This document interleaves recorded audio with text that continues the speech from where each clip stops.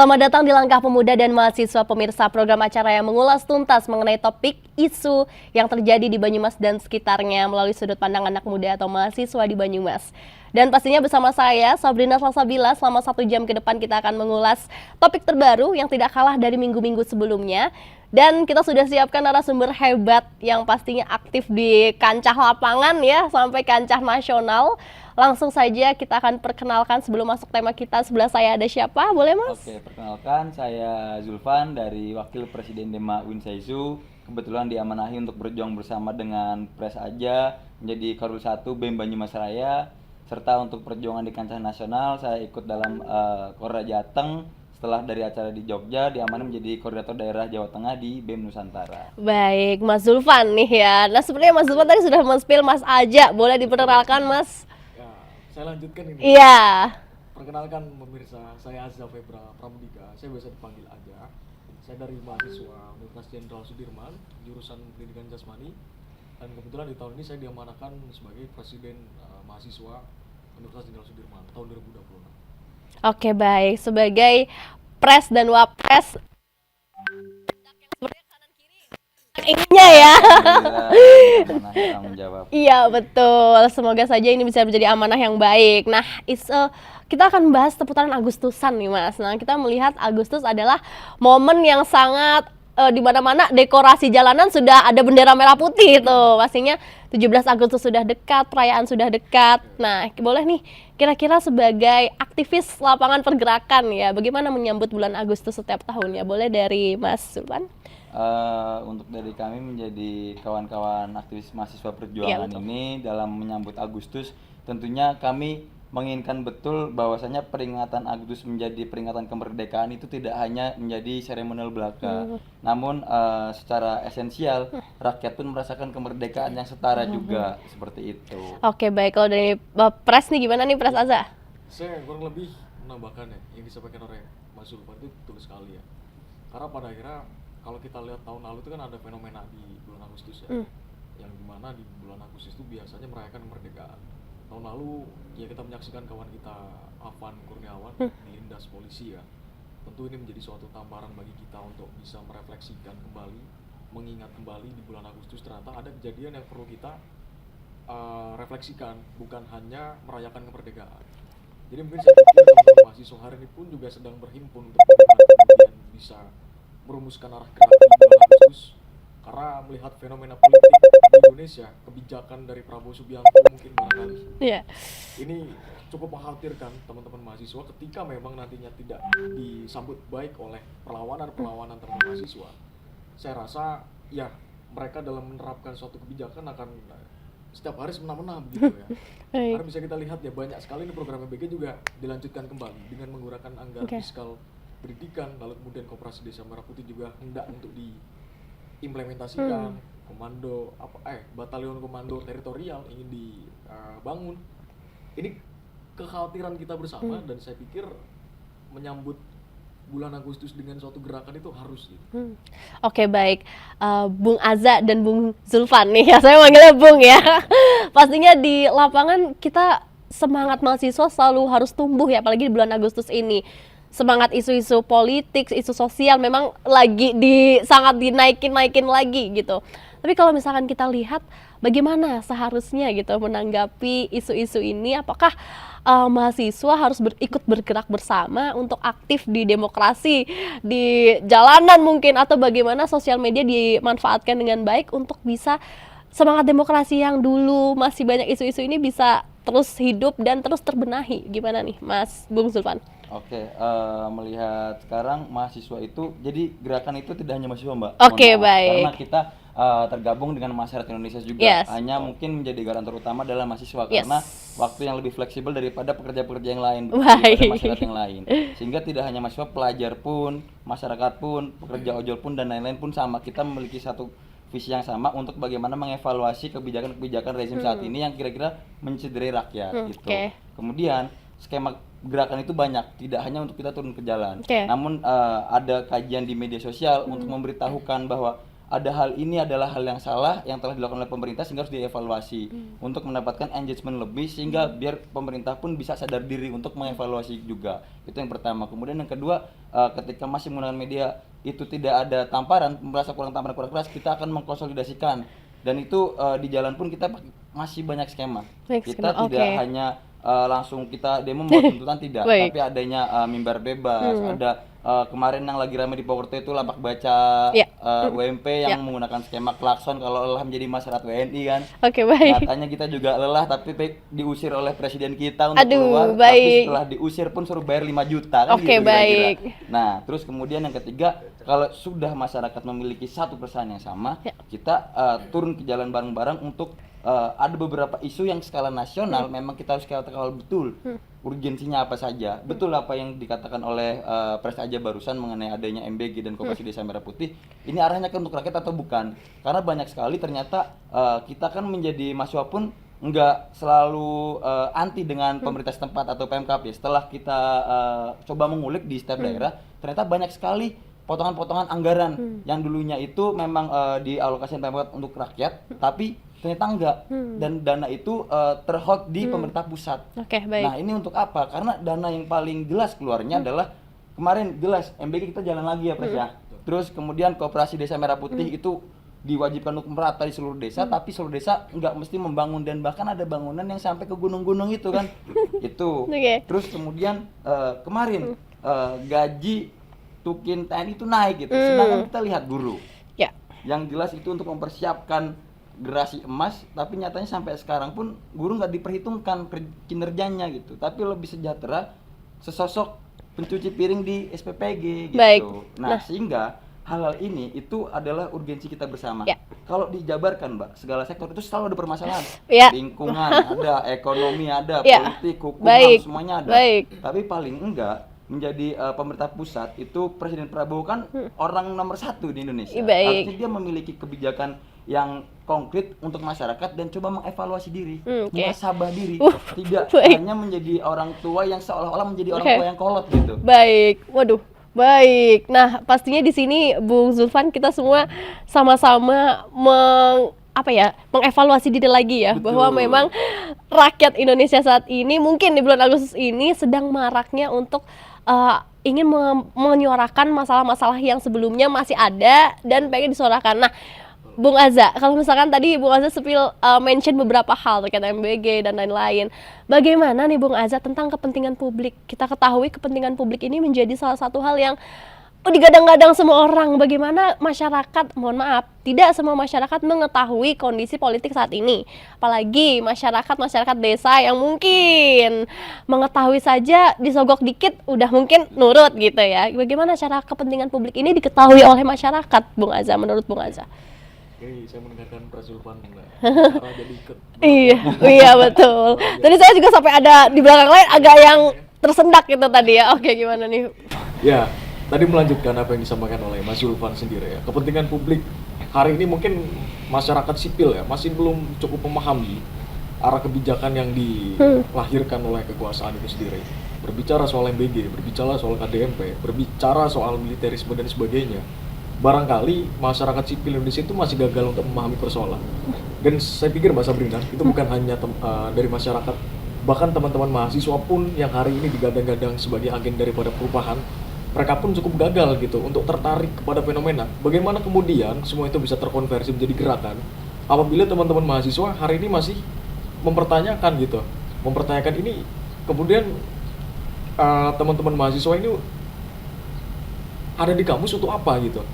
Karena saya pikir teman-teman mahasiswa pun hari ini masih membingungkan soal politik. Nah, ini persoalan yang sangat serius ketika mungkin mahasiswa hari ini masih cukup kebingungan. Padahal kita di sini mempunyai tanggung jawab untuk bisa mengorganisir masyarakat. Gerakan kita harus terkoneksi dengan masyarakat sipil. Nah, ini sebetulnya PR kita bersama. Nah, sesimpel kayak misalkan UKT ya, ini kan suatu kebijakan yang sebetulnya ditentukan melalui kebijakan politik gitu, dan mahasiswa pun hari ini masih belum sadar. Maka kemudian ketika berbicara soal ikhtiar, apa yang kita lakukan, kita perkuat konsolidasi di ruang-ruang akademik, di ruang-ruang kampus untuk kemudian nantinya ya kita bisa salurkan apa yang kita hasilkan dari diskusi kita untuk bisa kita salurkan ke masyarakat. Jadi saya pikir konsolidasi akbar itu bersama masyarakat adalah suatu hal yang penting. Bagaimana kemudian mahasiswa dan masyarakat sipil akhirnya terkoneksi untuk bisa menciptakan suatu gelombang-gelombang perlawanan. Oke, maka dari itu agar mengetahui ini loh kepentingan yang sesungguhnya harus diketahui oleh masyarakat, koneksi tadi ya. Oke, Bung Zulfan lagi nih, kalau misalkan kita bahas mengenai kebebasan berpendapat gitu. Menurut Mas di zaman saat ini dengan banyaknya yang di take down, apakah kebebasan berpendapat itu masih bisa diperjuangkan untuk long lastingnya? Silakan Mas. Reformasi 98 hari ini itu sudah dikangkangi, Mbak. Oke. Kenapa kebebasan kita udah terkooptasi semuanya segala ini. Komdigi udah membatasi di postingan-postingan di Instagram, begitupun kajian-kajian sebagainya. Kemudian yang kedua, kita bisa lihat penangkapan aktivis terbesar di Indonesia itu kemarin, Mbak. Di Agustus. Kita bisa mengetahui ada sekitar 700 sampai 800 aktivis di Indonesia yang ditangkap. Dan sampai sekarang ada yang masih dalam persidangan dan dikriminalisasi, Mbak, sampai sekarang. Terus kita bisa lihat per hari ini juga instrumen militerisme udah merambak masuk di masyarakat sipil. Kita bisa lihat undang-undang Polri yang disahkan. Polri bisa masuk, Polri aktif itu bisa masuk ke ranah jabatan sipil. Kemudian di undang-undang TNI kita bisa lihat kenapa kita menolak dua hal itu, dikarenakan ini akan menciderai independensi sipil yang mana tugas mereka adalah yang menjaga keamanan, mengayomi masyarakat, menjaga ketertiban. Dan bahkan TNI pula, dia menjaga bagaimana kedaulatan negara terjaga, nggak terserang dengan negara asing. Namun mereka malah ngurusi Koperasi Desa Merah Putih. Namun mereka malah akan dibangun batalion ini yang akan ada terjadinya operasi militer selain perang. Nah, operasi ini itu melingkupi adanya ngurusin peternakan, pertanian di desa, terus kemudian menjadi supplier MBG. Nah, hal ini yang udah dilakukan oleh masyarakat saja. Untuk apa TNI ikut serta dalam pengurusan hal tersebut gitu. Oke. Nah, baik Bung Zulfan, mungkin sedikit nih Bung Azza sebelum nanti akan ada jeda nih ya. Bung Azza, kalau misalkan kita membahas tentang kebebasan berpendapat kembali gitu ya. Apa sih momentum di bulan Agustus ini yang perlu di-highlight pada era politik selain MBG, selain ini isu-isu, momentum apa yang memang harus setiap Agustus sepertinya kita harus mementumkan hal itu, apa nih Bung Azza? Ya, kalau kita berbicara skala daerah ya, 2 tahun terakhir kita menemukan fenomena yang luar biasa di bulan Agustus. Di tahun lalu adanya penangkapan massal karena kita turun ke jalan menyuarakan keadilan bagi keluarga Afan. Di 2024 di Agustus pun juga mengalami hal demikian, represivitas polisi yang luar biasa. Maka sebetulnya berbicara gerakan di Banyumas sendiri akan ada baiknya, akan ada ikhtiar bagaimana kemudian di bulan Agustus nanti kita merefleksikan dan kita mengecam keras adanya bentuk pelanggaran hak asasi manusia, represivitas polisi, masuknya militer ke ruang-ruang sipil. Ini yang menjadi fenomena dari tahun ke tahun di bulan Agustus. Saya nggak tahu ketika di daerah-daerah lain itu mengalami hal seperti apa di bulan Agustus, tetapi saya pikir karena memang gerakan kita lahir dari Banyumas, akan menjadi suatu bentuk perjuangan kita di bulan Agustus nanti bukan hanya turun ke jalan, tapi bagaimana kemudian kita merefleksikan, lalu kemudian kita mengingat-ingat kembali dan mengecam keras hal demikian terjadi kembali. Ini yang paling dekat dan saya pikir ini bisa kita koneksikan dengan masyarakat, kita bisa koneksikan dengan pelajar yang mungkin tahun lalu juga menjadi korban dari kriminalisasi polisi. Ini momentum yang baik dan bagus sebetulnya untuk bisa menghimpun seluruh lapisan untuk bergerak bersama ketika nantinya ada suatu hal yang kemudian perlu untuk kita sikapi turun ke jalan. Kurang lebih seperti itu. Oke, Bung Azza, Bung Zulfan, ini kan sedikit lagi nih Bung Zulfan, kalau misalnya kita membahas terkait permasalahan masyarakat sebenarnya banyak sekali ya, apalagi subjektivitas dan objektivitas itu akan selalu beririsan, itu pasti ya. Tapi bagaimana terkait dengan agar tetap ideal, ini objektif berbasis data ya kan, tidak hanya subjektif karena emosi dan mungkin karena menumpuk ya, berbagai masalah menumpuk. Bagaimana nih? Oke, dimulai dari penelitian saya, saya pernah meneliti mengeluarkan sebuah jurnal yang mana fenomena anxiety politik dari media sosial karena adanya ketidakpastian politik. Itu berbentuk jurnal dan itu sudah saya bahas mengenai adanya kita akan cemas dan emosi dikarenakan melihat lini media sosial itu selalu ada kekacauan dan kebijakan negara yang tidak sesuai dengan masyarakat. tidak sesuai dengan kepentingan masyarakat. Nah, ada hal itu kita harus memilih juga adanya informasi-informasi yang terjadi di media sosial, sehingga jangan sampai kita tersulut emosi karena cuma bentuk pamflet aksi yang bentuknya AI biasanya. Nah, itu tanpa konsolidasi kita harus turun. Enggak, kita harus memilah tersebut. Nah, memilah, mencari informasi yang valid, ini berdasarkan aksi atau enggak, dan siapa saja orang-orangnya, siapa saja yang sudah terkonsolidasi. Itu yang pertama. Kemudian yang kedua mengenai subjektivitas dan objektivitas, kita bisa melihat betul kalau kita turun ke masyarakat. Dengan cara apa? Kita mahasiswa itu udah di banyak lah bagaimana instrumen penelitian, bagaimana instrumen metode untuk mengetahui terkait penelitian mengenai permasalahan ada di koperasi desa bagaimana, di SPBG bagaimana, kita bisa lihat kesejahteraannya, kita bisa lihat anggarannya seberapa. Nah, kalau misalnya ini semua sudah menjadi akumulasi data yang besar, sehingga hal ini berarti adalah sesuatu hal yang salah dan harus dirubah, karena basisnya sudah data. Kalau sekelas mahasiswa nggak basis data, itu hanya berarti omong-omongan bualan saja gitu, hal-hal yang sentimen gitu. Tapi kalau kita ingin ngomong, kita harus memiliki basis data yang kuat, agar kita tidak malu, karena kita kan kaum intelek. Baik, Bung Zulfan, Bung Aza, kita rehat sejenak dulu ya, karena sudah dibawa untuk istirahat dulu. Jangan kemana-mana pemirsa, tetap di Langkah Pemuda dan Mahasiswa. Oke.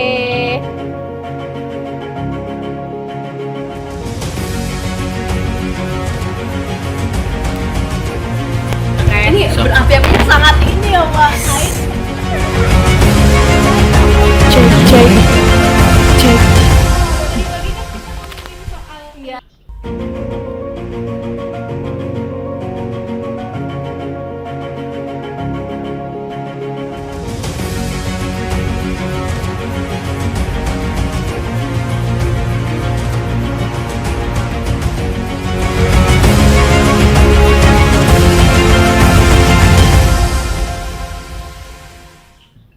Kembali lagi bersama kami pemirsa di Langkah Pemuda dan Mahasiswa, masih bersama Bung Zulfan dan Bung Aza. Ini pastinya di sini kalau misalnya kita lihat ya topik-topik yang memang lagi hits banget politik, kayaknya orang-orang buka handphone tuh selalu ada update aja gitu.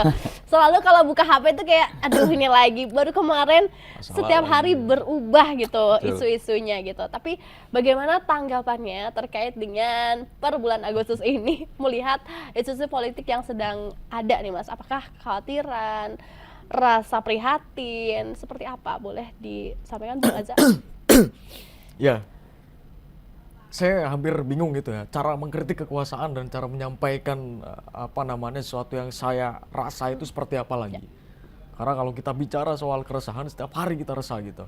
Bahkan algoritma Instagram hari ini mungkin itu diisi oleh kerusakan negara gitu ya, kerusakan negara untuk memperlihatkan kebijakan-kebijakan yang tidak pro rakyat. Nah, maka sebetulnya kalau kita bicara apa yang perlu disiapkan, jelas gitu, kita akan berdiri pada sikap melawan, dan bagaimana kemudian hari ini mahasiswa itu bisa berkoneksi dengan masyarakat sipil untuk bagaimana kita bisa membangun sama-sama perlawanan kita. Nah, berbicara soal di bulan Agustus ini sebetulnya banyak persiapan juga Mbak, karena kan sebetulnya ini kalau di Unsud sendiri kan kita menerima mahasiswa baru, kita menyambut mahasiswa baru. Mereka perlu untuk didoktrinasi untuk bisa melihat bahwa kampus kita hari ini bukan menjadi kampus yang dibayangkan sebelumnya.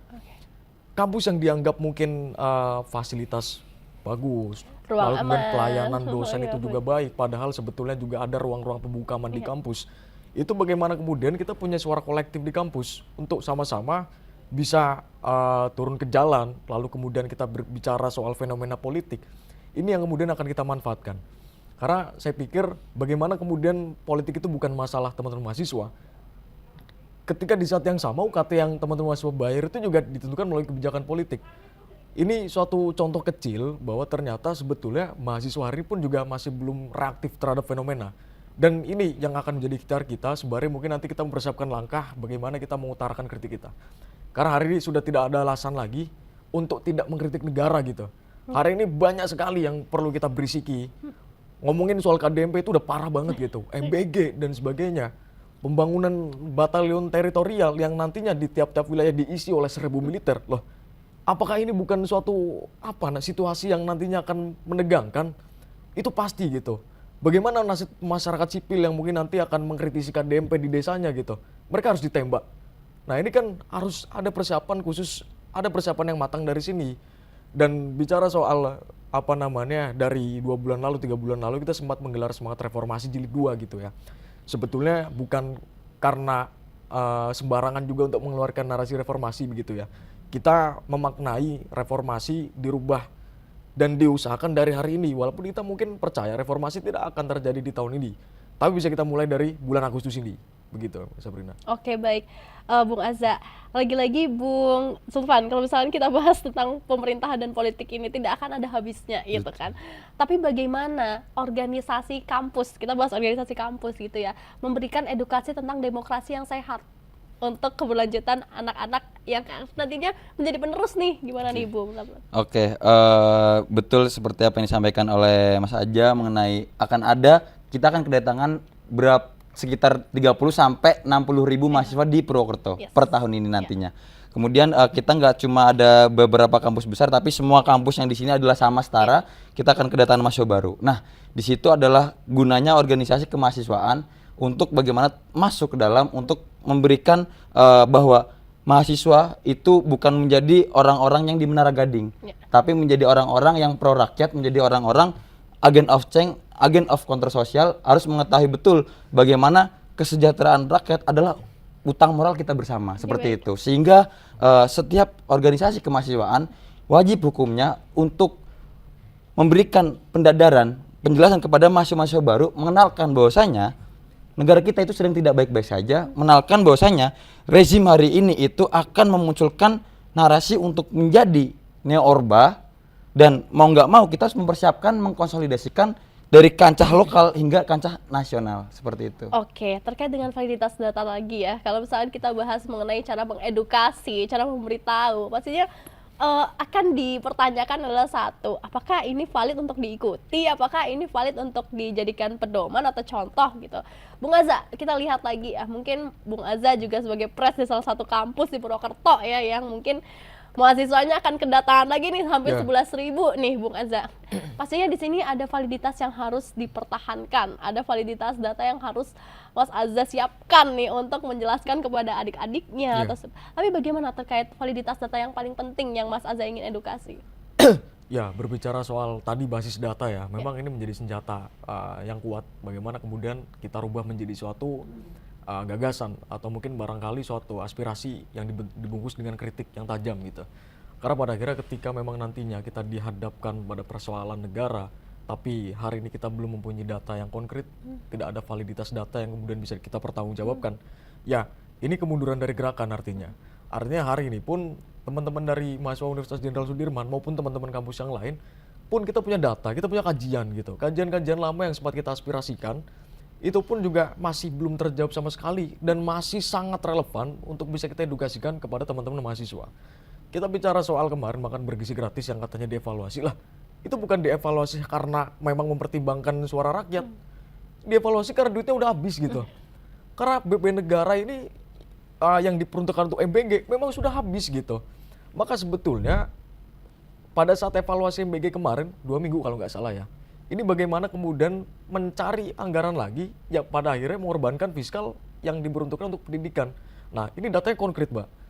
Jadi mudah-mudahan dengan ini nantinya bisa kita salurkan ke adik-adik kita, mereka untuk mencermati, mengamati kajian-kajian yang dibuat oleh teman-teman mahasiswa yang berjuang hari ini, untuk kemudian kita bisa memantik kemarahan mereka seperti itu. Dan di satu sisi, Mbak Sabrina ya, ini bukan berbicara hanya sebatas data ya. Baik. Tapi kita berbicara soal peran dari mahasiswa itu sendiri yang hari ini perlu untuk diperkuat dan diperkokoh. Hari ini mungkin mahasiswa punya tanggung jawab moral sebagai agent of change. Ya, agent of change sendiri barangkali akan kehilangan makna di saat perjuangan ketika mahasiswa itu memilih menghindar pada saat perjuangan menuntut pengorbanan. Saya pikir ini yang perlu nantinya kita tanamkan ke adik-adik kita sebelum mereka memahami lebih jauh fenomena-fenomena politik, memahami jauh dinamika politik, harus apa mereka berbuat. Karena saya pikir, jujur saya marah banget gitu ya. Di bulan ini sampai di tahun ini, kurasa yuk kita hantam jalanan dengan suara-suara rakyat begitu ya, suara-suara mahasiswa. Mudah-mudahan begitu, Mbak Sabrina. Oke, Bung Azza, kembali lagi ke diskusi kita terkait dengan bulan Agustus lagi gitu ya. Bagaimana sih agar mahasiswa atau anak muda tahu nih daerah sekitarnya? Nah, ini yang sering sekali perbedaan antara kritik yang konstruktif dengan penyebaran opini yang dapat menyesatkan publik. Nah, apa perbedaan nih? Boleh dari Bung Sulpan? Oke, perbedaan ini kritik yang konstruktif adalah kritik yang bagaimana kita mengetahui beberapa hal masalahnya, kemudian kita ingin memperbaikinya. Bukan hanya menyalahkan, tapi kita nggak memberikan solusi yang konkret gitu. Sehingga ketika kita kan juga menjadi student government ya di daerah kampus ya. Sehingga kalau kita gitu pun kita akan terbuka. Tapi harus memberikan juga solusi yang seperti apa gitu, biar kita bisa berdiskusi. Jangan sampai menyudutkan, ya dirimu salah gitu. Tapi nggak ada solusi untuk bagaimana merubahnya gitu. Nah, teman-teman mahasiswa itu membawakan berbasis data yang mana misal anggaplah anggaran untuk MBG itu sekian triliun, tolong jangan pakai lagi anggaran pendidikan, biarkan anggaran pendidikan itu menjadi anggaran yang independen. Untuk guru, untuk pendidikan, jangan untuk makan, karena berbeda ini basisnya gitu. Basis gizi, basis perut, basis makan, kok disamakan dengan otak kan seperti itu. Baik. Itu. Nah itu kemudian juga ada yang basisnya adalah opini publik. Opini yang dapat menyesatkan. Itu yang harus kita waspadai bersama teman-teman. Karena kita melihat keadaan di nasional itu ada carut marut yang mana beberapa lini masa kita itu ada hal yang template mengenai isu kok ada demo kemarin tapi nggak ramai di media sosial dan itu rata dan akun-akun anomali pun banyak yang post itu entah di tweet, entah di X, di mana pun itu ada di TikTok dan lain-lain. Nah itu yang harus kita waspadai bersama. Mengapa? Karena takutnya ada kepentingan sesosok yang lain atau entah itu bisa oligarki, entah entah apapun itu, entah antek-antek asing seperti kata Pak Prabowo gitu kan. Kita nggak pernah mengetahui. Tapi yang paling konkret adalah momentum Agustus ketika memang ingin digunakan bersama, ini basisnya adalah konsolidasi, bukan basis hanya untuk video gitu. Video itu kan jelas hoax dan itu yang harus dibatasi oleh Komdigi, bukan kajian-kajian kita yang basisnya adalah real keadaan di lapangan seperti itu. Baik, itu menjadi sebuah edukasi ya perbedaannya apa ya Bung Sulpan. Baik, kita istirahat sebentar dulu ya sebelum nanti kita melanjutkan keseruan episode kali ini pemirsa. Ini saya juga jadi terbakar api semangatnya, maka dari itu jangan kemana-mana, tetap di Langkah Pemuda dan Mahasiswa. Boleh Mas diminum dulu. Kita rasanya kayak di orasi nih Pak. Aduh, mana tak jepur tadi kan kita.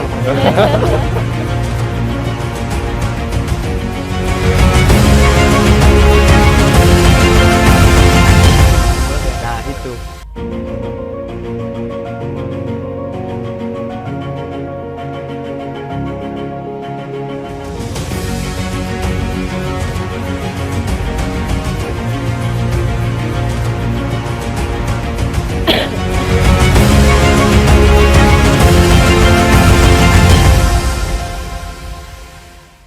Langkah Pemuda dan Mahasiswa pemirsa pastinya masih bersama kami, masih bersama dengan Bung Azza dan Bung Sulpan. Masih semangat Bung?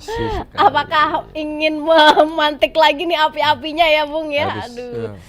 Kita berbicara lagi Bung tentang topik kali ini. Ini kan topiknya saya mau ngasih tahu tajuknya dulu ya, bahwa memang tajuk yang kita ulas adalah mengawal demokrasi, kepentingan publik, validitas isu, dan kebebasan berpendapat. Kita dari tadi sudah ngomongin tentang itu berkali-kali gitu ya. Tapi kalau misalkan kita lihat lagi saat ini gitu ya, sudah merancang gerakan apa nih di bulan Agustus ini untuk pergerakannya? Boleh Bung siapa ya? Bung Azza silakan Bung. Ya, sebenarnya yang merumuskan arah gerak itu adalah suatu kepastian di bulan Agustus itu gitu ya. Tapi barangkali kita berbicara metode, memang tidak ada suatu kepastian yang bisa kita sampaikan hari ini atau di sini. Barangkali mungkin nanti banyak juga yang menonton ya, karena barangkali ini juga suatu rancangan yang kemudian ada eksklusivitas terlebih dahulu di antara teman-teman mahasiswa. Karena saya pikir nantinya untuk menciptakan gelombang perlawanan yang besar, kita berpikir bagaimana hari ini mahasiswa itu bisa berkonsolidasi terlebih dahulu dengan masyarakat. Ini yang nantinya saya pikir masyarakat pun mereka mampu menjadi lapis kedua atau lapis ketiga dari gerakan kita. Berbicara soal gerakan, ya jelas kita akan merefleksikan kematian Afan Kurniawan waktu di Lindes Gojek ya, Lindes polisi ya waktu itu ya. Kita konversi menjadi suatu bentuk kawalan lewat mimbar bebas misalkan, atau merefleksikan di aksi Kamisan di jalan, itu bisa banget gitu. Tetapi berbicara soal metode yang nantinya memakai pola atau daya tekanan yang cukup tinggi kita aksi demonstrasi, memang per hari ini pun kita masih cukup kesulitan untuk bisa mengembalikan semangat teman-teman mahasiswa itu sendiri.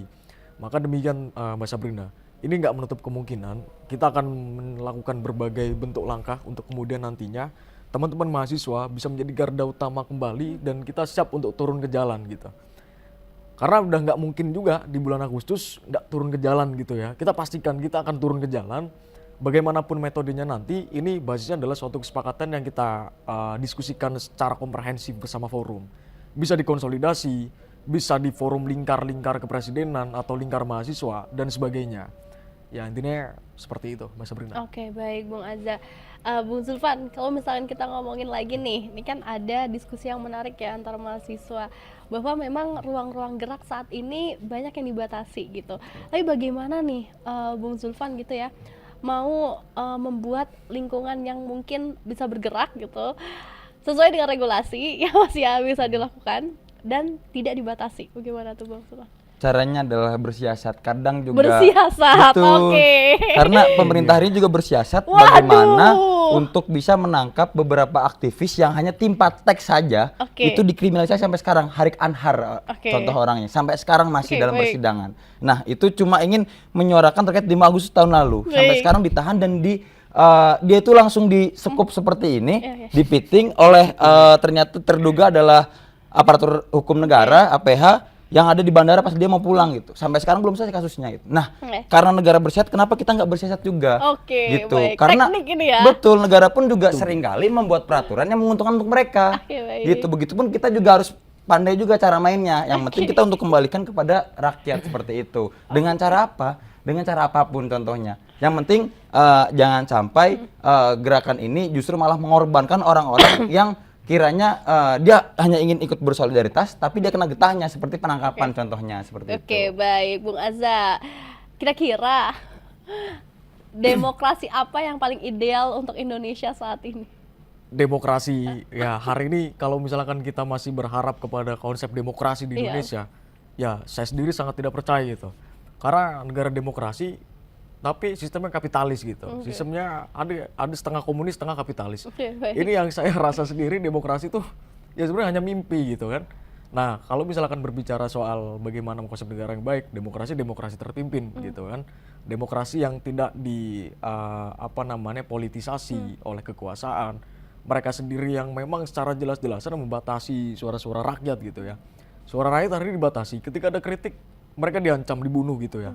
Lalu bagaimana kita berbicara soal negara demokrasi gitu ketika memang intimidasi itu terlihat nyata dari kekuasaan itu sendiri. Maka hari ini kita sudah tidak percaya lagi dengan konsep demokrasi di Indonesia.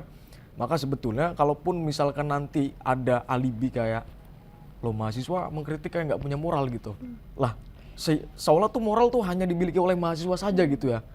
Moral itu kan juga berlaku bagi mereka yang berkuasa gitu. Mereka sendiri yang mendistribusikan keuangan untuk bagaimana kemudian dikonversi menjadi suatu bentuk program yang menguntungkan rakyatnya. Nah ini kan dipolitisasi semua gitu. Loh bagaimana mereka berbicara soal moral, kita mengkritik karena kritik kita tajam, kritik kita pedes dikatakan, loh mahasiswa kok mengkritik kayak gini, kayak bukan mahasiswa intelektual lah. Bagaimana kemudian hari ini kita bisa percaya dengan kekuasaan, berbagai bentuk kritik sudah kita siapkan, berbagai aksi kita lakukan, mana perubahan yang konstruktif bagi negara kita. Makanya sedikit membahas Mbak, saya agak kontroversi ketika dikatakan fenomena di UGM waktu pembubaran pejabat pada saat itu dinilai sebagai aktor-aktor yang tidak bermoral, aktor-aktor yang memang tidak mempunyai tidak menjunjung tridharma perguruan tinggi karena membubarkan diskusi.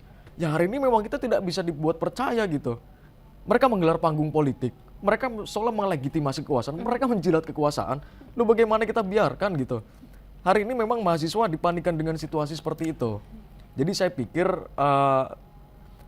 berbagai bentuk kritik hari ini itu dibungkam dan tidak ada ukuran demokrasi yang di sini memang menjadi jaminan bagi kita semua.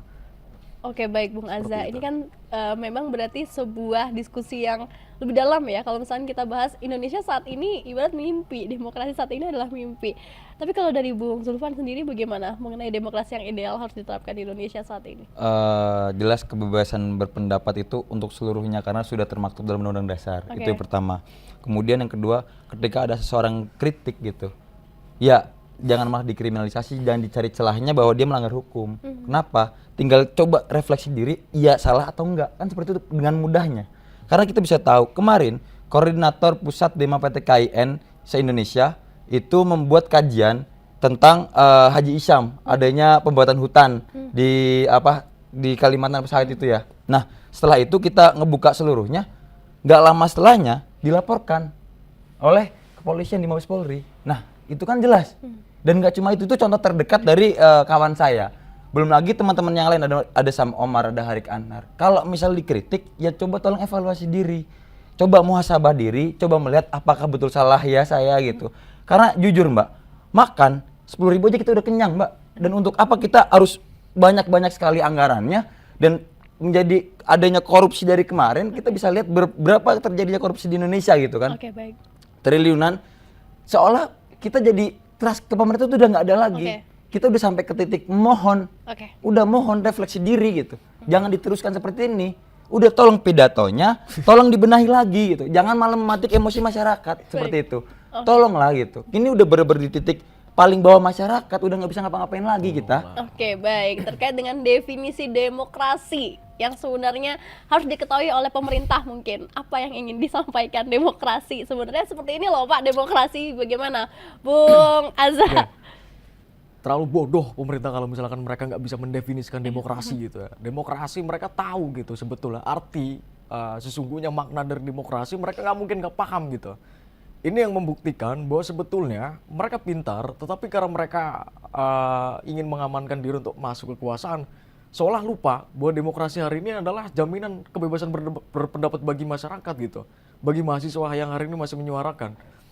Maka sudah tidak ada alasan lagi untuk berbicara, untuk kita tanya gitu ya, demokrasi itu apa. Lalu kemudian kita mengkritik juga, misalkan demokrasi itu kayak gini. Nggak usah kayak gitu, karena pemerintah itu tahu makna dari demokrasi. Hanya saja mereka buta karena memang mereka hari ini terlalu nyaman di kekuasaan. Yaitu tadi, demokrasi terlalu mengerikan bagi mereka-mereka yang berkuasa, bagi mereka-mereka yang zolim, bagi mereka-mereka yang ingin menguntungkan dirinya sendiri. Ya selalu lupa gitu makna daripada esensi daripada demokrasi sejati di Indonesia ini. Oke, baik. Bu Zulfan, kalau misalnya kita lihat lagi pemerintahan, struktur pemerintahan saat ini gitu ya, kita melihat tiba-tiba banyak yang naik nih dari latar belakang yang luar biasa gitu ya. Bagaimana tanggapannya Bung Zulfan? Jadi menjadi orang-orang yang contoh ya si Pak Dadan kemarin, kepala BGN ya. Dia ternyata ternyata adalah ahli penyakit tanaman yang tetap menjadi ahli gizi gitu. Nah itu kan menjadi orang-orang yang dia nggak kompeten, inkompetensi. Menteri-menteri itu nggak kompeten di bidang itu, tapi dipaksakan karena ada kedekatan, karena ada perjanjian politik, karena ada pengabdian sebelumnya kepada presiden. Pengabdian ya. Paling nggak rata-rata orangnya adalah orang-orang terdekat. Seperti itu, sehingga seolah-olah pergantian menteri itu dengan semudah itu langsung ganti-ganti berapa kali BGN gitu udah ganti ya? 4 kali. Iya, sampai sekarang di Sudaryono ya. Tapi doa saya semoga memang betul hal ini itu benar-benar dibenahi. Kalau enggak, ya saya pastikan dan saya yakinkan bahwasanya gejolak massa itu bisa berkali-kali lipat untuk turun di jalan seperti itu. Oke, baik, siap. Bung Azza, Bung Zulfan, kita rehat sejenak dulu ya sebelum kita masuk sesi terakhir nanti. Dan pastinya pemirsa, kita akan lanjutkan lagi diskusi kita pada episode kali ini. Jangan kemana-mana, tetap di Langkah Pemuda dan Mahasiswa.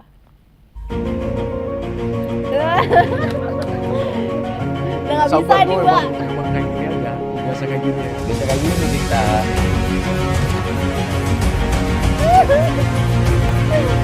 Asik lagi ya, aduh.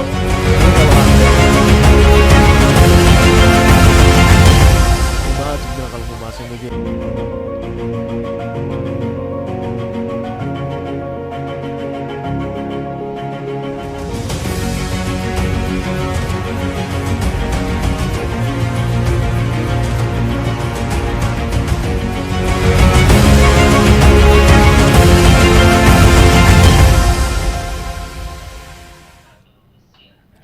Sesi terakhir dari episode kali ini pemirsa, sebenarnya mau lanjut lagi mungkin boleh ya nih Bung ya. Oke, kita kembali lagi ke tema di sesi closing ini gitu ya. Kalau misalnya kita bahas lagi sebagai sebelum nanti masuk penutupan gitu ya, apa pesan? Ini kan tetap harus berpesan nih ya, apa pesan pemuda dan mahasiswa agar momentum hari kemerdekaan ini gitu ya, tidak hanya menjadi perayaan seremonial, tetapi juga menjadi pengingat pentingnya menjaga demokrasi, menghargai perbedaan pendapat dan mengutamakan kepentingan publik. Boleh, Bung Zulfan? Oke, teman-teman mahasiswa sekalian, untuk mahasiswa baru terutama, bahwasanya kita hidup saat ini itu dipengaruhi oleh politik.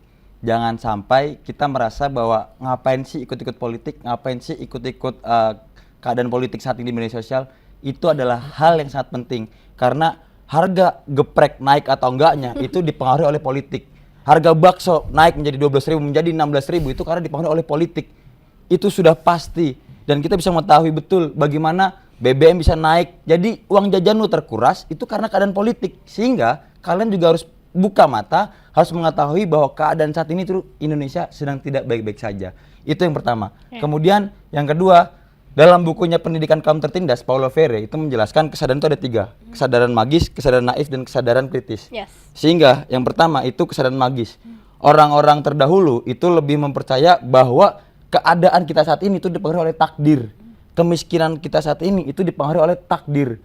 Nah, hal ini juga harus mulai dihapuskan sedikit demi sedikit. Karena kita akan berlanjut ke kesadaran kedua, itu kesadaran naif.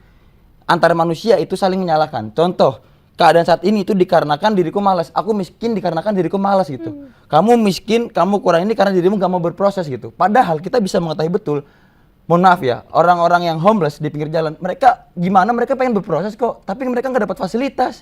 Gimana? Mereka nggak pernah dapat kesempatan. Gimana? Kalau kita bandingkan, kita enak bisa kuliah, sedangkan mereka yang homeless di pinggir jalan, anak tidak sekolah, yang nggak kuat pendidikannya. Nah, itu kesadaran naif, antara manusia saling menyalahkan. Kemudian yang ketiga, kita harus membentuk ini bersama-sama, yaitu kesadaran kritis, yang dimana kita harus mengetahui betul bahwasanya adanya penindasan, adanya ketidaksejahteraan itu dikarenakan oleh pemerintah yang gagal. Kenapa? Karena kita membayar pajak pertama. Kemudian yang kedua, pemerintah memiliki seluruh instrumen untuk menggunakan untuk kesejahteraan masyarakat. Seluruhnya punya. Dan untuk apa adanya pemerintah kalau misalnya kita nggak sejahtera? Mending hapuskan saja sudah pemerintahan kan? Seperti itu, kita kembali ke masa dahulu gitu. Nah, itu hal yang perlu kita bersama-sama gitu. Nggak cuma mahasiswa, begitu masyarakat yang lainnya. Seluruh elemen masyarakat, NGO dan lain-lain harus bagaimana kita memunculkan yang ketiga ini, kesadaran kritis pada masyarakat setempat, biar mengetahui betul bahwasanya kita udah diambang kehancuran. Kita sudah diambang kemiskinan seperti di zaman 98. Begitupun sekarang kesadaran itu harus mulai dinaikkan lagi, ditingkatkan lagi oktav kesadaran masyarakat seperti itu. Baik, siap Bung Zulfan. Melanjutkan Bung Aza nih ya, kita melihat pesan yang seharusnya disampaikan ya. Mau ke pemerintah dulu atau ke anak muda dulu, Bung? Dua-duanya langsung. Langsung silakan, Bung. Pada teman-teman mahasiswa khususnya ataupun masyarakat yang hari ini mungkin menjadi bagian dari agen perubahan gitu ya, karena agen perubahan itu memang menjadi suatu tanggung jawab kita bersama. Keadaan negara hari ini sudah semakin sulit gitu ya. Keadaan negara hari ini memang tidak ada jaminan, tidak menjamin masa depan kita, terutama kita para pemuda, kita generasi muda. Padahal hari ini memang kita adalah penerus generasi yang akan menentukan masa depan bangsa. Tapi hari ini mungkin kita cukup kesulitan bagaimana kemudian kita bisa menjamin hak kita, bagaimana kemudian kita bisa terus menyuarakan perlawanan, karena sejatinya hari ini, hari besok sampai kapanpun hanya ada satu kata teman-teman, perlawanan. Maka saya berpikir kepada teman-teman yang hari ini menjadi bagian dari mahasiswa, kalian ini menjadi suatu agen daripada perubahan. Agen perubahan itu ya akan kehilangan makna gitu ya. Di saat teman-teman menghindar gitu, di saat perjuangan sendiri menuntut pengorbanan. Jadi bagaimana kemudian kita takut berkorban di saat kita berharap adanya suatu perubahan besar di negara kita. Maka ayo kita sadarkan kembali, bangun ruang-ruang di perkuliahan kita menjadi suatu ruang perdebatan, menjadi ruang untuk bisa beradu gagasan, untuk membicarakan persoalan negara hari ini. Dan kepada pemerintah gitu ya, ini negara sudah kacau gitu, rupiah mana yang dijanjikan akan turun gitu ya, rupiah masih segini-gini aja. Dan hari ini mungkin ketika MBG dilanjutkan, harga pokok naik lagi, UMKR nggak naik gitu kan. Artinya masyarakat hari ini itu sangat dirugikan oleh kebijakan kekuasaan gitu. Ayolah jangan rakus gitu. Bapak Prabowo itu sudah tua gitu. Wayahnya memikirkan bagaimana mencari bekal di akhirat nanti gitu ya. Jangan justru malah terlalu sibuk untuk apa? Untuk menghancurkan negara ini gitu loh. Jadi ayolah stop. Dan saya pikir kepada teman-teman lagi ya, hari ini butuh semangat perlawanan, itu oktav dari perlawanan yang perlu untuk ditingkatkan. Hari ini perlu kita gaungkan narasi reformasi, kalau perlu revolusi gitu. Karena gini Mbak, syarat adanya reformasi di 98, pertama matinya kebebasan berpendapat, matinya kebebasan sipil. Yang kedua pelanggaran hak asasi manusia. ketiga krisis politik, dan keempat krisis ekonomi. 4 ini kita sudah rasakan bersama gitu. Artinya memang perlu kita gaungkan semangat reformasi, bagaimana mereka benar-benar merasa gertakan dari teman-teman mahasiswa hari dari bawah gitu. Dari lapis utama, lapis kedua, lapis ketiga, masyarakat sipil, dan seluruhnya elemen masyarakat. Mari kita satukan lagi barisan kita. Saya pikir memang sulit untuk mengembalikan esensi dari perjuangan kita. Tetapi saya pikir reformasi bisa kita mulai dari hari ini. Seperti itu. Mudah-mudahan, ayolah Pak, Bapak itu ya sudah tua gitu. Ayo sadar, kumpulkan pahala sebanyak-banyaknya gitu. Jangan malah menambah dosa dengan mencederai rakyat gitu. Terlalu banyak janji politik gitu. Pejabat-pejabatnya hari ini, dia sendiri yang melihat pejabatnya ternyata kayak garong gitu ya. Banyak melakukan kesalahan tapi dibiarkan gitu kan. Karena dia takut posisinya akan tergeser, begitu. Oke, baik Bung Azza. Mungkin sedikit untuk pemerintah atau untuk presiden mungkin Bung Zulfan.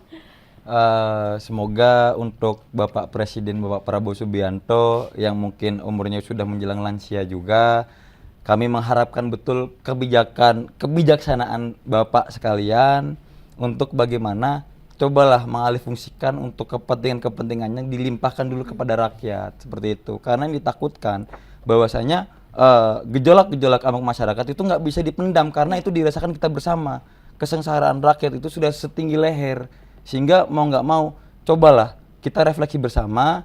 Ketika dikritik coba didengarkan, semudah itu untuk ketika kita kritik didengarkan dan dievaluasi.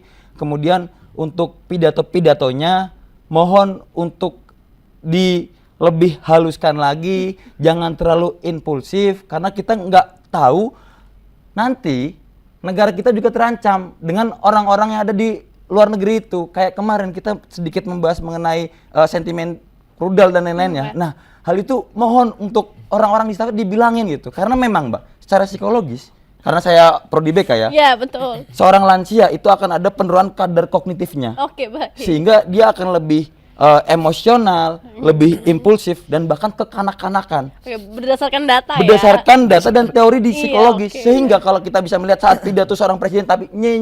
Nah, hal itu kita bisa bertanyakan bagaimana gagahnya negara kita di negara luar. Nah, hal itu harus dikondisikan betul oleh timnya sendiri gitu.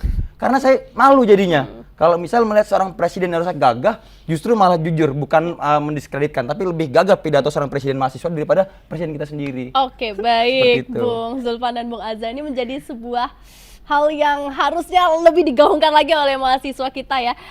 Untuk closing statement di mana 17 Agustus nanti gitu, kira-kira apa yang ingin disampaikan untuk mahasiswa atau pemuda menjelang 17 Agustusnya, atau mungkin selamat kepada anak-anak muda saat ini atau seperti apa, boleh Bung Azza? 17 Agustus ya, 1945 yang katanya merdeka, tapi hari ini memang masih pejabat-pejabat yang sifatnya kolonial gitu, pejabat-pejabat yang masih mengkapitalisasi rakyatnya sendiri gitu, mereka menguntungkan dirinya sendiri. Maka sebetulnya tidak ada alasan untuk kita merayakan kemerdekaan di 17 Agustus bulan ini ya. Mari jadikan momentum ini sebagai refleksi dan mengingatkan bahwa negara hari ini itu belum merdeka sepenuhnya. Oke, kita merdeka dari kolonialisme asing ya, tapi kalau sekarang ternyata pejabat pemerintah itu menjadi kolonialnya sendiri dan mengeksploitasi negaranya sendiri, apakah kemerdekaan itu sudah kita rasakan hari ini? Tentu belum gitu. Gunakan momentum ini 17 Agustus untuk bisa mengkritik negara supaya tidak sibuk untuk membuat agenda seremoni merayakan kemerdekaan Indonesia gitu. Ya gimana? Saya pastikan kalau misalkan saya ingin menyampaikan, maksudnya kalau merdeka harusnya hari ini kita tidak membicarakan persoalan negara gitu. Kita masih berbicara persoalan ekonomi. Kita masih berbicara persoalan pendidikan. Kita berbicara persoalan kesehatan yang hari ini semakin minim aksesnya untuk masyarakat. Ya semua diraup pemerintah semua gitu loh. Mereka terlalu agresif gitu. Agresif untuk mencari pundi-pundi rupiah untuk dirinya sendiri. Maka ngapain kita merayakan kemerdekaan gitu? Mending kita konversi aja menjadi agenda aksi demonstrasi gitu ya Mbak ya. Kita demo aja gitu. Mana ini yang katanya merdeka? Ayo kita merdekakan hari ini juga. Oke, baik Bung Azza, siap. Bung Zulfan, closing statement untuk 17 Agustus nanti? Untuk 17 Agustus nanti kita bisa mengetahui betul latar sejarahnya adalah bagaimana adanya penculikan Soekarno saat itu untuk merdeka di 17 Agustus atau nanti, karena disimpan oleh generasi tua dan generasi muda. Begitu ceritanya. Ya. Nah, namun generasi muda ini mencoba Soekarno untuk disegerakan lantunkan teks proklamasi untuk kita segera merdeka dulu gitu. Nggak usah mikir nanti. Yang penting sekarang harus merdeka, merebut anak-anak generasi itu merebut kemerdekaannya. Nah, daripada itu kita harus mengetahui betul bagaimana ruh anak muda saat dulu dan kita terapkan ruh saat muda di saat ini. Anak muda di saat ini kita terapkan kembali semangat-semangat Soekarno dan kawan-kawannya di zaman merebut kemerdekaan, begitupun sekarang. Karena sejatinya anak muda itu tidak pantas mati di tempat tidur. Oke, baik, siap. Terima kasih banyak Bung Azza dan Bung Zulfan. Boleh tepuk tangan dulu untuk kita semua untuk malam hari ini. Sejatinya terima kasih banyak telah hadir di episode kali ini. Semoga ini menjadi patikan semangat lagi untuk mahasiswa dan anak muda sekitarnya. Dan pemirsa, saya ucapkan terima kasih karena telah menyaksikan Langkah Pemuda dan Mahasiswa untuk episode kali ini. Kita membahas Agustus dan tadi yang sudah disampaikan oleh Bung Zulfan dan Bung Azza. Semoga bisa menjadi refleksi lagi kepada anak-anak muda dan juga pemerintahan saat ini. Maka dari itu, saksikan terus Langkah Pemuda dan Mahasiswa setiap hari Selasa pukul 20. Saya mewakili segenap bintang tamu pada malam hari ini mengucapkan mohon maaf bila terdapat tutur kata atau perbuatan tingkah laku yang kurang berkenan. Sampai jumpa dan selamat malam. Terima kasih. Terbakar sekali ya sore hari ini. Boleh di foto dulu di depan. Clip on-nya boleh ditaruh